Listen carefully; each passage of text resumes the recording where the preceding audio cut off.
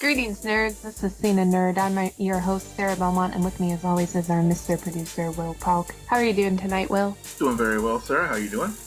Surviving. I'm here. Yeah, just surviving. Present. Happy for a 4-day week coming up. Happy? Yeah. That's a random thing to bring into the conversation, Will. Yeah, I know. I think I would ask the listeners to point out who references the pre-show more and on the actual show, me or Will. No. That was a pre-show reference for all y'all who weren't here. Sorry, you get to see the sausage made. Yeah, going off the rails. What did you say? This is starting off smashingly? Yeah. Smashing start.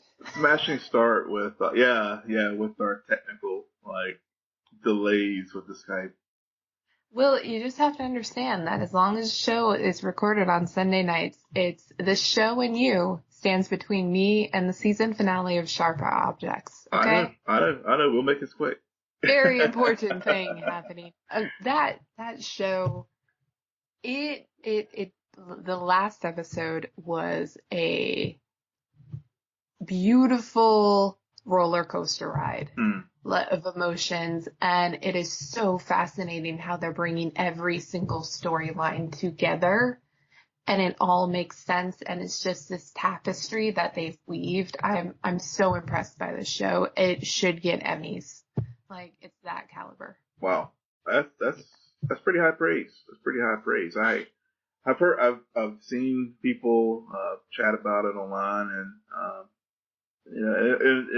their reaction is very similar to yours. It's very, very positive. I haven't seen any negative reactions to it at all. Yeah, I feel like this show is the female version of True Detective Season 1. It's just this fascinating tale and it has a lot of female characters and a lot of female issues stretched out across it. Yeah, don't say that because we all know how True Detective Season 2 went.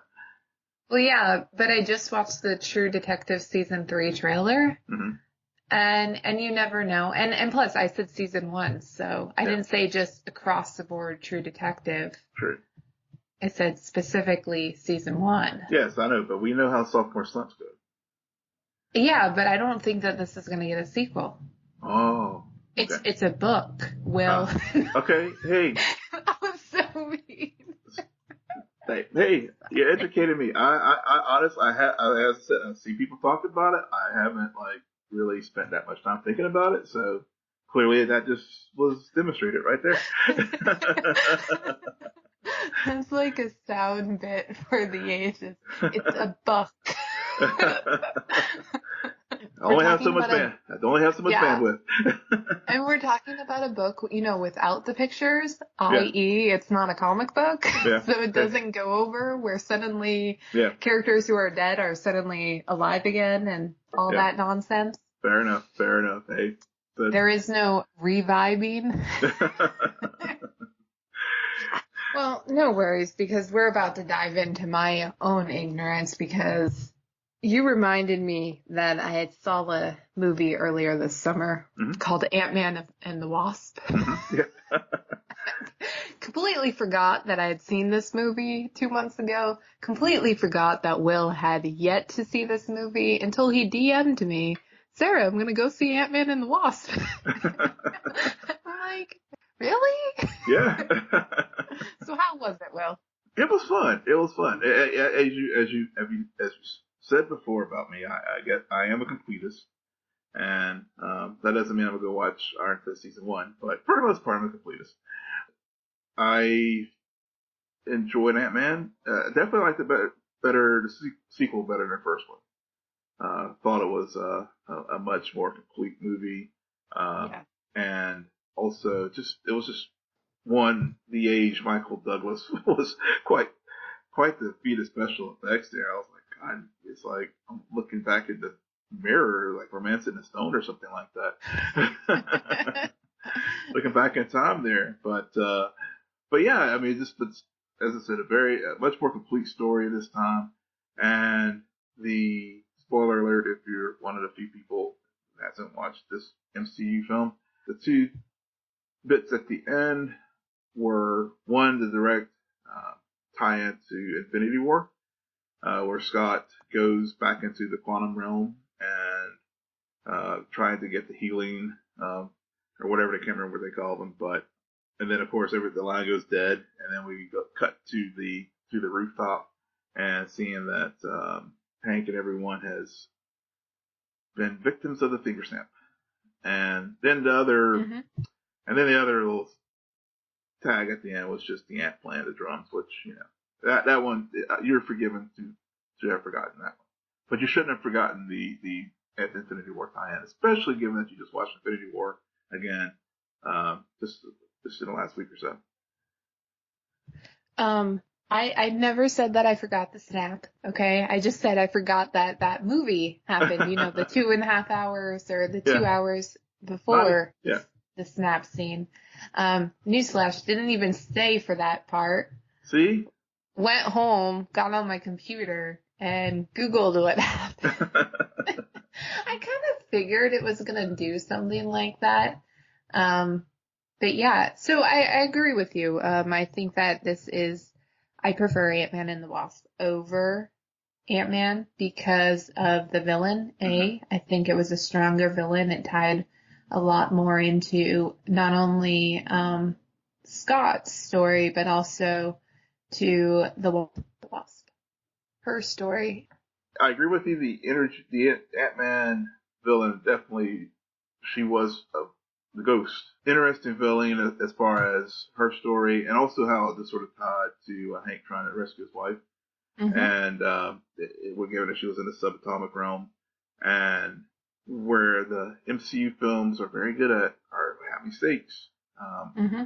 You did have the stakes because if they had failed, then both Hank would have been trapped in the subatomic quantum realm, and the Ghost would have died. Now, of course, everyone did make it out, but again, it was, one of the good things about these films is even where it's, the Ant-Man, who is not like, Banner character like, say, a Thor or Iron Man or Spider-Man, they have taken some of these peripheral characters and, can show how you can actually build a feature film around it. And part of that's just the charisma of Paul Rudd. And also Evangeline Lilly was also very, very good. But also just it was just a good fun story. And I liked how they tied everything again, even though with these standalone films, they again remind you of the much larger universe and tied it back to Civil War and what happened in Germany and right. Scott's being on house arrest, and coming up with all the inventive ways of keeping him from not breaking his house arrest agreement. It was great bits of humor in that, and Luis was just he was the whole truth serum thing. That was just a good, funny riff throughout the film, especially like when they turned it around and the bad guy was like, "Man, this stuff really is truth serum," and when they were just singing like canaries to the cops. So, like I said, it was a fun movie, and again, just to being the completist that I am, I can safely say I've checked all the boxes for all the MCU films. I think that my biggest issue with the film was that Scott became much more of a plot device in this movie than anything. It just felt like, even though it's Ant-Man and the Wasp, it very much felt like it was driven by her, Evangeline Lilly's character's desire to get her mom back, desire to kind of put Scott in his place because of what he did. Yeah. And it's just, and then Ghost too, like everything she was trying to do, she wanted vengeance. She felt she lost everybody around her and got put into, like, they really did a good job making you sympathize with her. Yeah, they did. And coming off of Infinity War, which that was the big point of Infinity War, was trying to make us understand at least Thanos's perspective. So to be the next villain, to follow that up, it's kind of like you got no shot. But I think what they were able to do with that character was really add in an interesting element that she was given power, but it also was crippling her, and self-preservation kind of led her to make a lot of the decisions she had to, and also and this is just pure desire to get vengeance for what happened to her and her dad. So yeah. I thought that was a good parallel that I hadn't seen in a Marvel movie in a while. Granted, I feel like this year, Marvel's, like, all 3 movies that have come out this year for Marvel has really just had really good villains. Yeah. They definitely have hit their stride as far as writing a good, complex, 3-dimensional villain who, and that really helps sell these movies as far as why they work so well instead of having the 2-dimensional, cartoonish villain that you get that this genre. You mean Dr. Poison? Yeah. Yeah. Yeah. Yeah. Easily fall victim to. Yeah. Yeah. Yeah, it's kind of like they got all of their heroes out of the way, and they're just like, okay, now we're going to really introduce the badasses. And you know what we're not going to do? We're not going to put them all on one squad because that makes no sense. Yep. Oh, man. Now, I was going to save this for the end of the show, but just in case people don't tune around for our just beat for beat routine sign off, I did want to mention to everyone that we are moving our recording schedule to Thursday nights. I just this week made some decisions and freed up some of my time. Will has no life apparently. And so he's always, no. And it works with our format a little bit better. So as of next week, we will no longer be recording on Sunday nights, but we will be moving to Thursday nights, and hopefully then you can listen to us on your Friday morning drive to work. Yep. And here Sarah be mean to me, that instead of on Monday morning. Yeah. Yes, I save it. It's just such a great time because by Thursday I'm really frustrated with everything in the world, and I can just unload my frustration on our producer. Yes, it's gonna. He goes above and beyond for this show, so it's always the good guys who finish last now. All right. Alrighty. So back to the show, or the Schmoedown. Yeah. So we had a titles week. We did. It felt weird. Sam Levine, you were my hero at one point this year, but now you are the true villain of this league. Because your decision has just threw a whole wrench out there, and I got titles matches, but okay, let's start with Andreyko and Bibiani. Yeah, let's start with that. Because I saw their first match, and their first match is one of the matches that I recommend people who are new to this league to watch, because it is truly just great movie trivia at its core. And so it was cool to see all of a sudden 2 years later for them to return, and they've both done different things. They both have had a lot of history with the league now, but to come face to face again. And man, I thought Andreyko had it. I really did. And I was going to be so happy for not only him, but Emma for Fife, just because she's been put through the ringer these last few weeks. And Bibiani, I don't know, sir. Sometimes you do really good and you are the beast. Other times you are a wimp and you suck. Yep.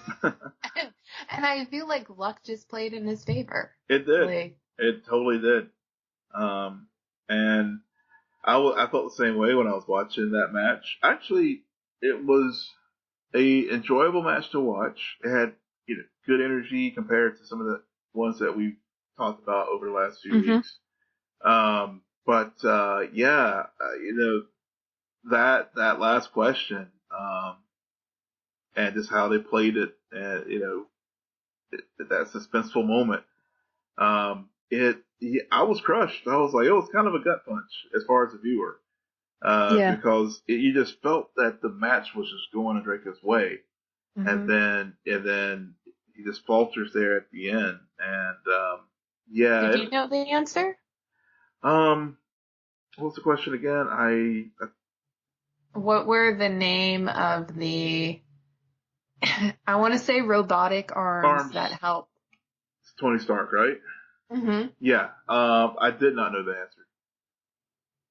Okay. I'm pretty sure, and correct me if I'm wrong, everybody, but I'm pretty sure I saw an image on one of the Facebook pages for the Schmoedown, and it showed how both of them, if you put both of them together, one says you and the other says dummy. Yeah. So it's you dummy. You dummy, yeah. Yeah, that's correct.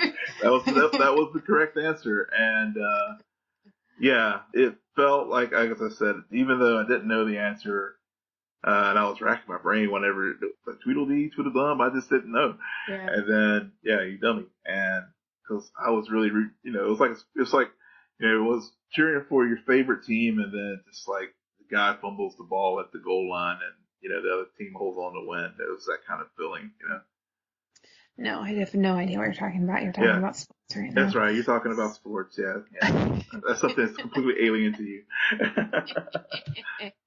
Let's see. In your case, it was like the Wi-Fi cut out right before the end of that YouTube video you were watching.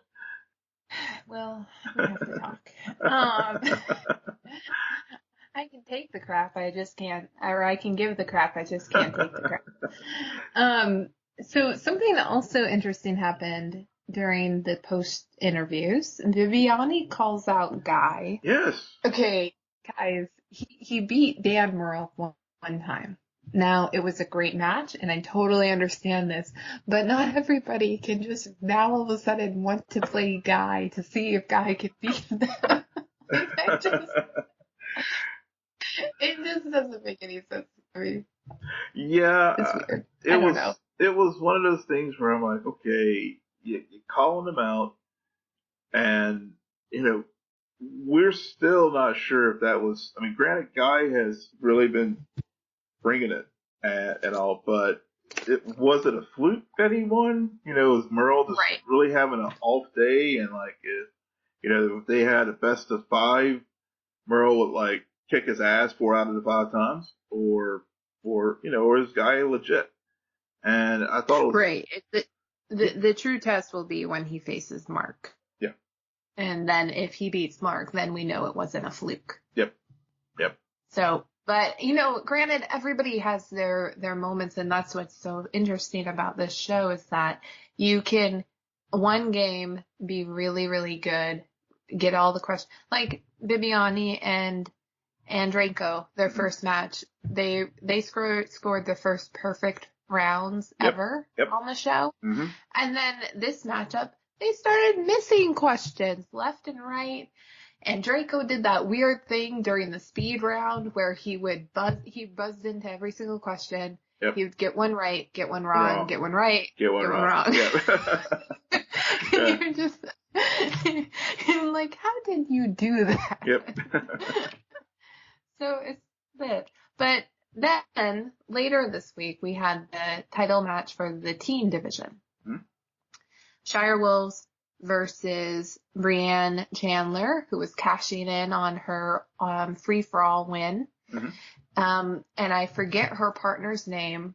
And all I can say is, Brienne, I don't know why you didn't go for the singles belt, because you alone are really good.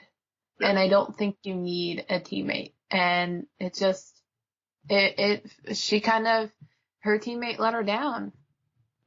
Yeah. He did. I mean, I freely admit, this match was not compelling to me. I quite honestly kind of dozed off around round 3. And then I woke up and saw where the Shire Wolves won. And part of it was because her partner let her down. I mean, it was just a very uninspired Schmoedown. And just given the very strong matches that we've had over the last few weeks, even Cushing and Kanopik was in their NyQuil induced match. It had more energy and draw and more interest to me, just because one, it was just an endurance test to see who was gonna finally miss one. But this one just didn't do anything for me. And I even when I was watching that, I think I DM'd it and you were watched it as well, and I was like, it's not doing it for me. Right. And then Saturday morning, I was like, oh, you got back to me. I found myself feeling bad for the competitors. Yeah. And that is a clear sign that somebody is playing a game that is way out of their league, or against somebody who's way out of their league, and it's just unfair. Yeah. And I never want to see that in a title match. No. And I think that was part of it, where it's just like, Cushing and Clark Wolf, they are really talented and strong. They get in their own way a lot. And I think Brienne she chose the wrong partner. That was very clear within the first round. Yeah. And I think the decision to risk to cash in such an important thing that she clearly earned on her own, and to bring somebody along for the ride, you're putting your winnings on this other individual when it really should have been just for you. And I totally support her wanting to get a female a belt in the league, but she should have gone after singles. Yeah. I mean, Sam Levine kind of opened that door for her. He did. Or picked a better partner, because I saw where they were trying to tease it and all the things before and everything, and what's her partner's name? I'm blanking on it, because he was just so unremarkable. I was like, I have no idea. I was like, have I seen this guy before on here, or did they just grab someone off the street? So my question is, Mike Kalinowski totally threw a curveball within the team division, and he made everybody basically names in a hat, drew partners. What happens now, though? Because if Clark and Rachel Cushing have the belts, but they've been assigned to other teammates. So do those teams just suddenly get canceled because they have the belts? Yeah, they have the belts. Let's see. I'm trying to think of what would be a WWE kind of resolution to this. Because I really wanted to see Rachel Cushing and Andrew Guy compete on the same team. I really did want to see that, and I'm going to be very disappointed if that doesn't happen. I don't know, but I think they're going to continue. I think they're going to do the reseeding or just reshuffling of those teams and those matchups. So for anarchy. So I think it's just going to be, this is a draw, and so it's a new, a new season or whatever, and they'll just run with that. Yeah. Interesting. Well, other changes are occurring on Collider. They started this week Collider Live, hosted by Christian Harloff, and who's also was at one point the commissioner of the league, but really the true puppeteering of that whole show. And it's, did you watch Collider Live at all? I did. I watched all three. Okay. Yeah. So it's kind of, I feel like I was pitched a program that halfway delivered content-wise. Halfway. I think that they have a long way to go to build it to what Christian really wants it to be. I think he's having fun with it. And I love watching people who are just having fun. Yeah. Like there's clear energy there that is always great and lovely. So what were your thoughts on it, on the 3-day run? I thought the 3-day run, so it was very enjoyable, and it reminded me of, I mean, I listened to a lot of like sports talk radio, and it had that feel to it, as far as it had that banter, but it was in the entertainment context, of course, and a lot of energy, a lot of good back and forth. I thought it was a very honest show, in the sense that, Christian was talking about things that's happened to him recently. Obviously it was, death of his brother. Also in the Clouder family with John Schnepp passing away. So we're so used to seeing them in the context of the Schmoedown or some of the Jedi Council and some other things. It was just good to see them dip their toes into this format, where it's a live show, and when conversations go off on some weird tangent, as far as shaving parts of bodies and other things, that was planned. They had some other weird tangents that were not planned at all. And if I have to see, like, everybody, there's a drinking game to be played with Collider Live. Anytime LaCroix is mentioned, you drink. You drink, yeah. Not LaCroix, like, just drink something else. Yep. Yeah, that was an ongoing riff that I was like, yeah, that you're right. It definitely makes for a good drinking game. But I think, for me, one of the best segments, and it just reminded me of some of the things, of just, doing this podcast with you, was the, when he was talking about, the Jedi Council, and the great thing about doing this Collider Live was to broaden out and be able to have the freedom to talk about other things. Right. And not the same stuff over and over again. And I really thought about it as far as like how, when we first started, it was we basically, like, we started off just talking to Flash. But over the course of time, the year and a half that we've been doing this together, we've branched out to so many more things. And for me, it's a whole hell of a lot more fun to do that. Right. And so when he was talking about that, as far as, everybody's like used to seeing him on Jedi Council, but now getting to do this Collider Live and just experiment, play with it, see what works, see what doesn't. That was, to me, one of the better segments of the week that stood out for me.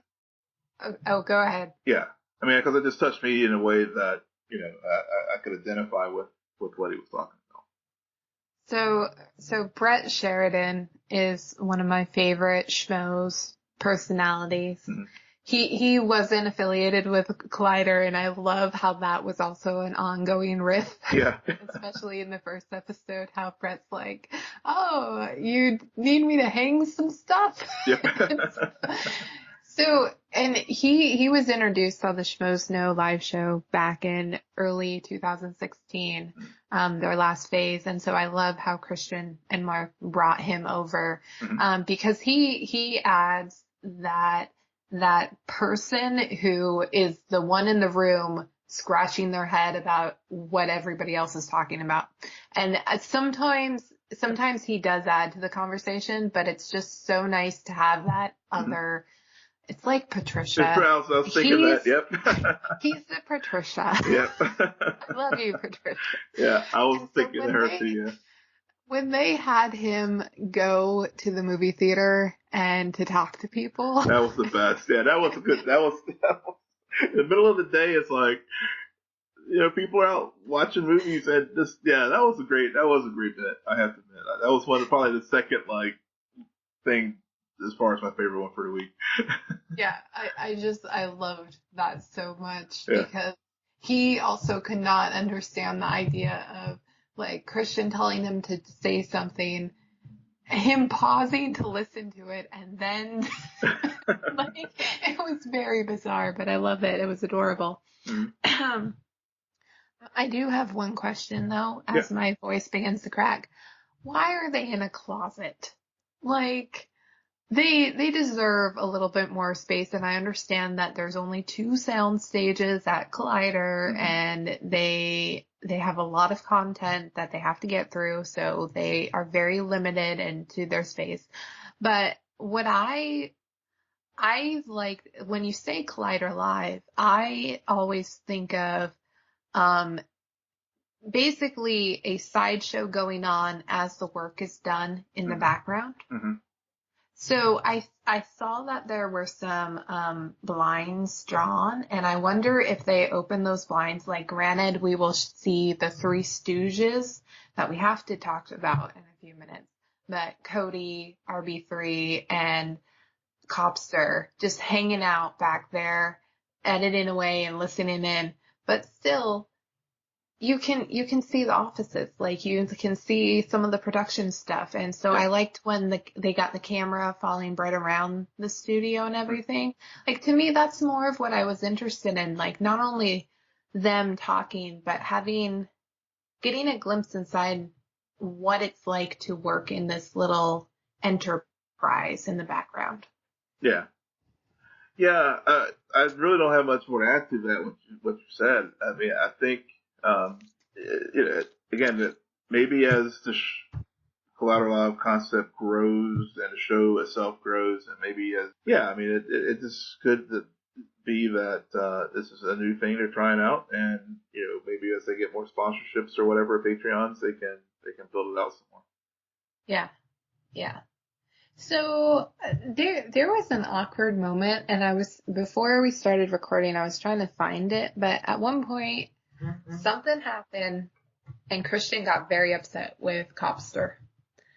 And also, side note, one of my favorite segments on this show is what they did in the first episode, where you got to learn about Copster's like shit list of people he's really upset.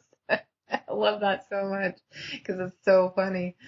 And then I don't think Copster was on the 3rd episode, which was weird.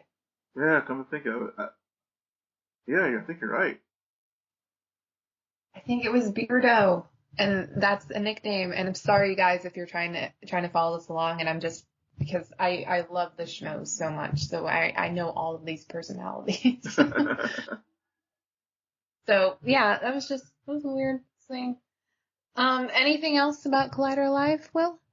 Go check it out. It's a fun listen. Good background noise while you're at work. If you can stream live audio in your workplace, and it's a fun show. In addition to the bits that we talked about, I mean, they do talk about some of the hot news items of the day, and give their reactions as we would expect for Collider to do. So, yeah, I think it started out strong, and I think it's going to. I think they'll continue to grow. Yep. So we also have some headlines to talk about. We're learning more and more about this year's crossover. Mm-hmm. And now we learned this week that Superman and Lois Lane will be appearing in the crossover. The gold standard of DC Comics coming to the small screen once again on the crossover. And we have Batwoman. So this is like Justice League CW. You're not selling me on it right now. Well, there's nothing to be sold. I mean, granted, we've already seen Superman before. I was excited at the fact that they're bringing in Lois. A lot of it, of course, will depend on how the crossover is executed. So far, they have not let us down. I don't think they will let us down this year. My only request is that you have Lois and Iris West actually work together and break a story. Iris is a journalist, so we can hopefully finally get to see her actually practice journalism. And then just the geek in me just wants to see Flash and Superman race. That's not going to happen.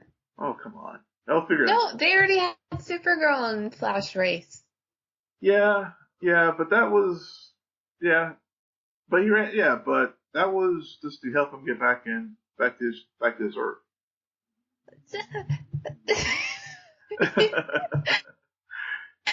It's like oh, okay. Yeah, I mean, we've had Flash and Supergirl race, so now we gotta have Flash and Superman race. No, they're gonna do all three. They can't do just the two of them, or else the internet will be in an uproar about it. Yeah. True. So, just FYI, and it's I don't know. Yeah. I don't know. I like Tyler Hoechlin as Superman, and that's fine. And I'm curious to see who's going to get cast as Lois Lane, but what I kind of don't like about this news is that, you drop Legends, but then you add Batwoman because you want to introduce her show, and you want to just be across the board very inclusive in your superhero lineup, which they're fully doing now. But then you add on Superman and Lois Lane, and it's kind of like, well, I thought we were doing things new and fresh, and why do they have to be there? I don't see it yet. Yeah. Well, maybe as I joked before, it's Justice League CW, but we've been teased throughout all the various shows with various an Arrow with clearly Bruce Wayne exists, and Owner One, even though they're pretty clear, I don't think they're gonna ever bring Batman on, because that would just take up all the oxygen in the room.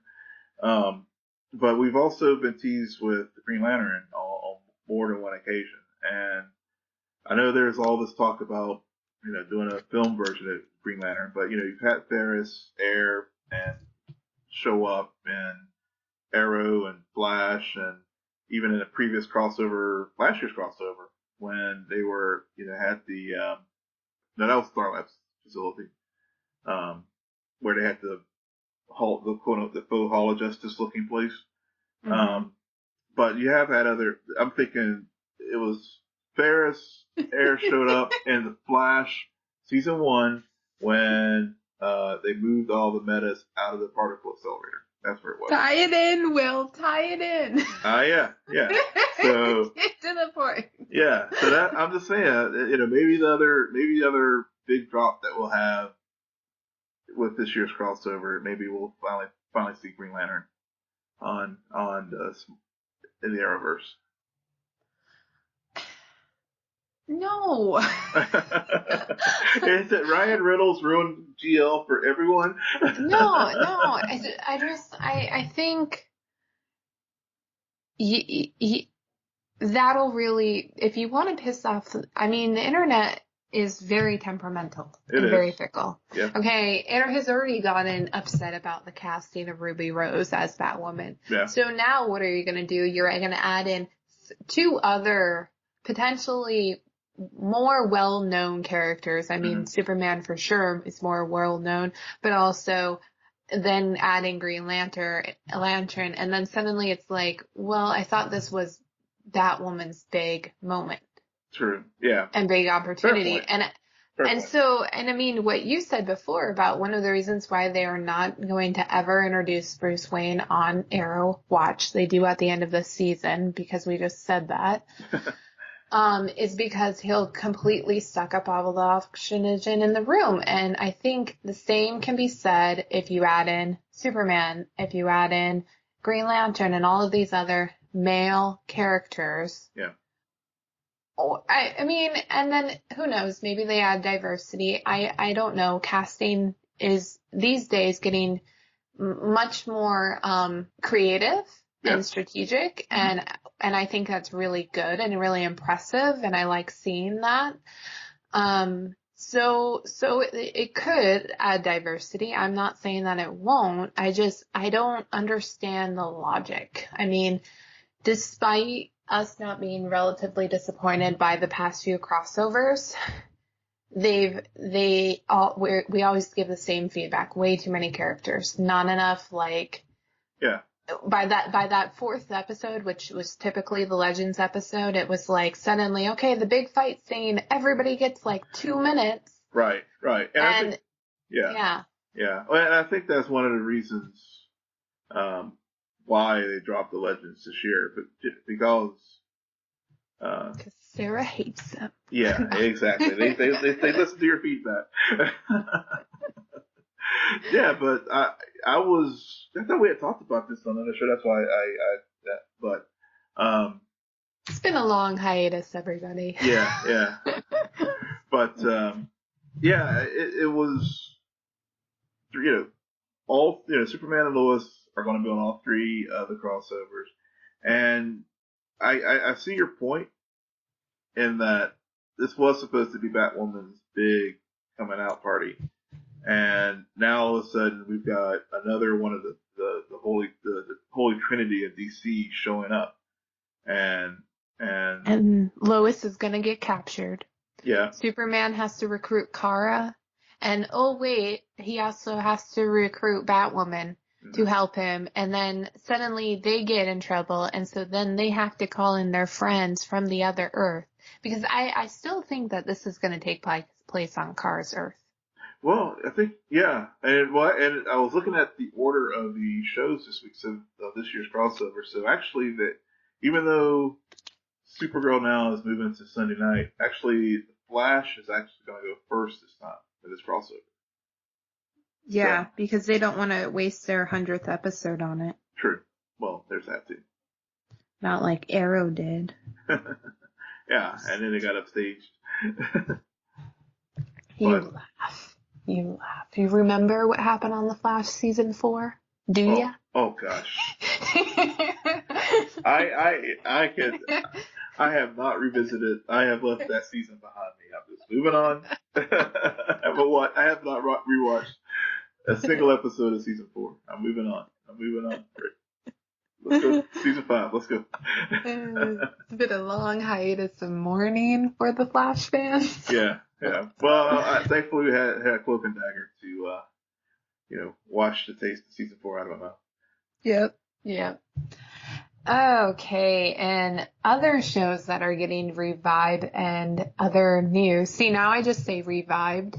That's our new. That's our mantra. We should hashtag revive. That's what we're going to do. Hashtag revive.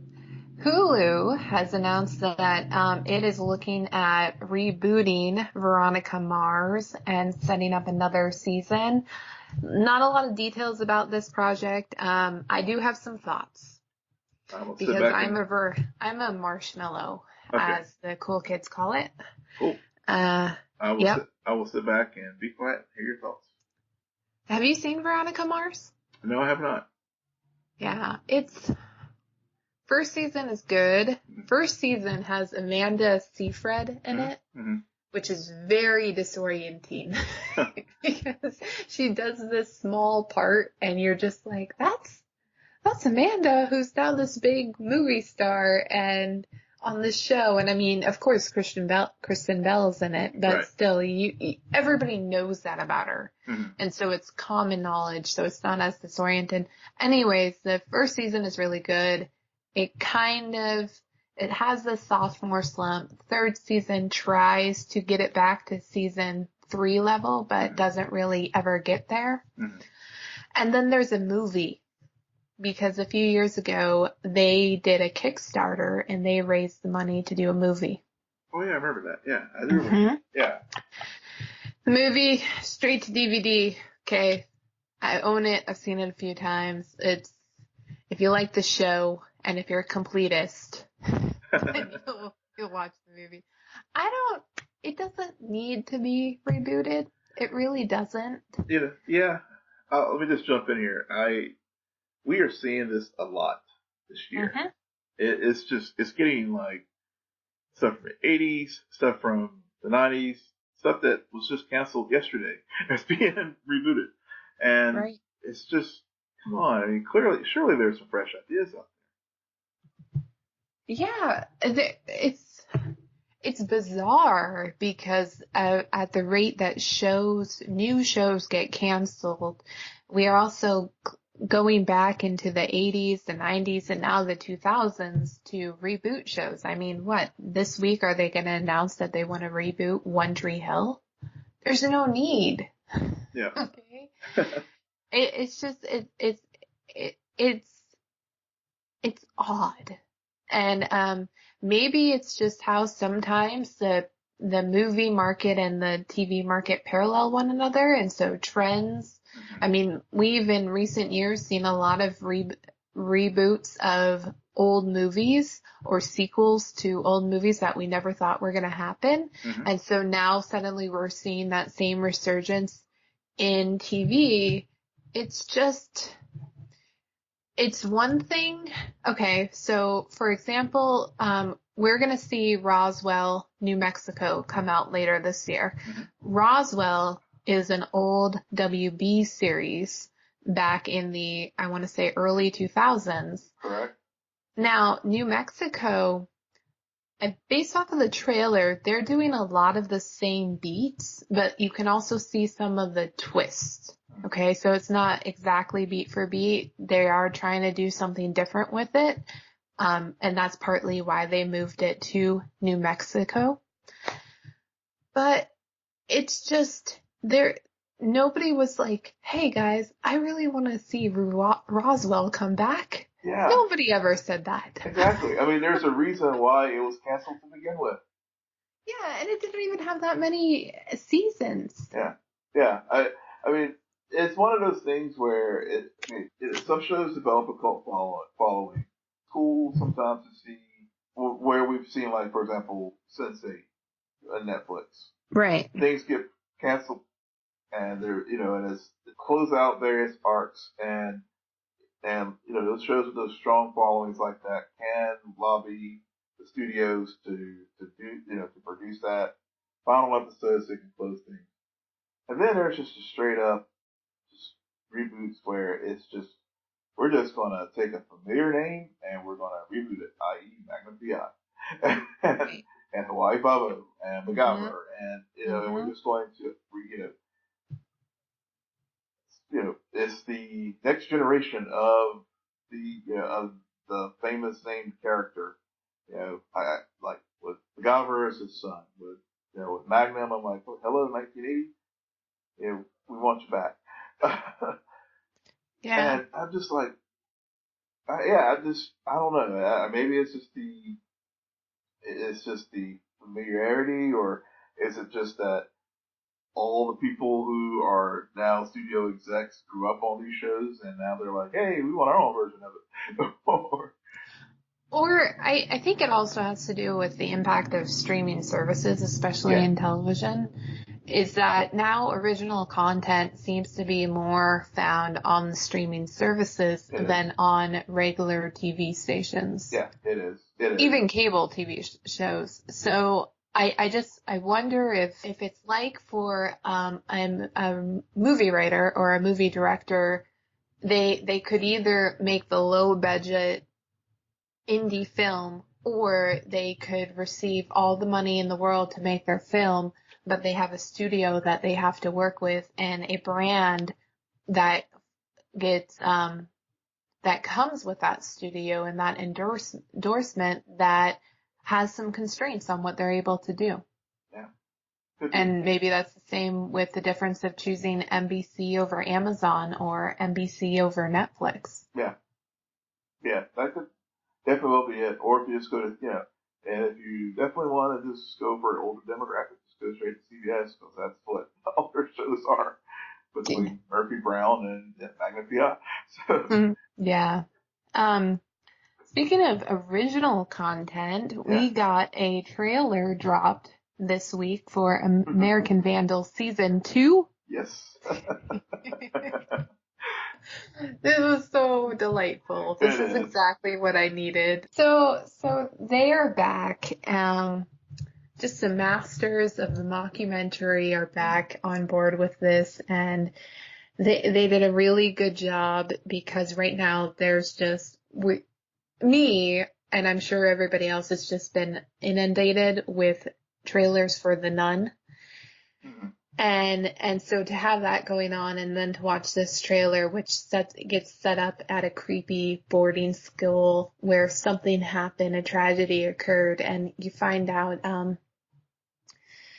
that the students that we are following in the first season are now investigating, shall we call him the turd burglar? Yes. Because there was some food poisoning that occurred, and a lot of crap occurred. Yes, a lot. Yeah, what are your thoughts, Will? Oh, this is brilliant. I mean, it's whenever you told me about American Vandal season 1, how who drew the dicks were was like ball hairs. Yeah, it's like juvenile genius. I think it's one of those things where yes, it's your juvenile humor, but when you mix, but it's just built on the American crime story, mockumentary, A&E, any one of those like documentaries that you see on like cable, and built on and investigating that. Go check out season 1. Built on that, it is just hilarious. So when I saw, I think it was Tuesday or Wednesday this week when I saw the second trailer drop, I was on the floor laughing. I mean, I was like, this is a genius. I mean, it's got food, it's got videographers coming back, and just the trailer and just starting out with the nun. Right. And setting the scene, and it's just hilarious. I mean, I can't wait to watch this show, even though it's like the brownout, it's just I laughed so hard when they said that, the brownout. Yeah, I did too. Yeah. I'm really curious, because what surprised me about American Vandal is that they ended up not only being very juvenile about the content, but they also allowed much more subtly this whole idea of when you're in high school, you don't know who you are, and you have a lot of adults telling you who you are. And do you either follow what you're being told you are, and that's how you exist in the world, and that's who you become, or do you really make your own decisions and allow your life to just happen naturally? And so that whole idea about identity in high school and trying to figure that out and how that impacts the rest of your life. And so I'm curious to see what they do in this season on either expanding on that, or maybe bringing up vulnerability, and how a lot of us, I mean, we all crap people. I hate to tell you, there's even a book called Everybody Poops. But there's also like embarrassment tied with things that everybody does just naturally. Yeah. And so I'm curious as to if they're able to hit you, like, not only with the humor, but emotionally, and really tell a good story at the end of the day with this second season. Yeah, and also another thing about with that trailer that it also touches on is fame, because when you see in there, you see the turd burglar, and you see his Instagram page, and it's the follower count, and it talks, goes off the charts, and they talk about that, and it gets into the follow up on your point about being a teen and finding yourself and stuff, and it also touches on the embarrassment and the tagging of people, cyberbullying on social media and stuff. So, so it also touches on that too. So how easy it is for people to cyberbully and treat people horribly on social media, and this horrible event where you're like crapping your pants and it's broadcast over the internet, and the harm that and embarrassment that people will feel from that. And also just the, how people using the internet to try to, gain fame. And, he's doing this notorious act to become this famous person, whoever the drug burglar is. Yeah, I think you're onto something there because they're bringing back the same kids from the first season. So, and with that, you have them to parallel the whole investigation, but you have them dealing with their own fame, having released this documentary, having kind of unmasked a lot of the social context that was occurring at their own high school. Mm-hmm. And now they've reached a broader audience probably. Mm-hmm. And so when they get this request to go do this investigation, they're probably also dealing with, they're no longer just the kids who are just asking the questions. They're now people who have already investigated and made a product. Yep. They have reputation. And what that does with somebody so young. Yep. They have a reputation to uphold because, they do have that notoriety from their investigations in season 1. So people are going to expect results. And,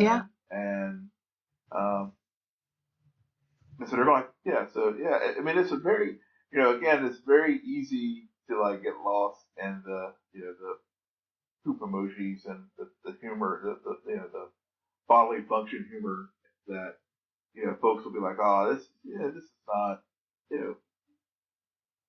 taking the show seriously at all, but it really does get into a lot of deeper issues, and I think that's why. I mean, for me, that's why season 1 worked, and I think I don't think they'll have a sophomore slump. Absolutely, I'm so glad that this show is coming back. I think the first season was brilliant. It's a really quick binge for those who haven't seen it. I highly recommend it. Yeah, you will laugh, but you will also find yourself caught up in the investigation. And I can't wait for season 2. I'm kind of disappointed with Netflix right now because this summer would have been a great time to drop season 2 of American Vadel. Mm-hmm. I worry about the strategies right now on when these things are being dropped because not everything can come out in the fall and be a hit. Right. And so I feel like Netflix is making some poor scheduling decisions, but we'll see when this gets dropped and if it hits again or if it misses because there's just too much other things going on. Yeah, so it's September the 14th, so it's... Oh, that's not bad. I take it all back. Yeah, so... but you're right, though. I mean, it is right at the cusp of the start of the fall TV season for the networks. So, I think Fox will be bringing some shows back and also... I guess scheduling wise, they probably did it because it is a starter school. Mm-hmm. Okay. I grew up in Alaska. Our school has already started. Yeah, we start tomorrow, but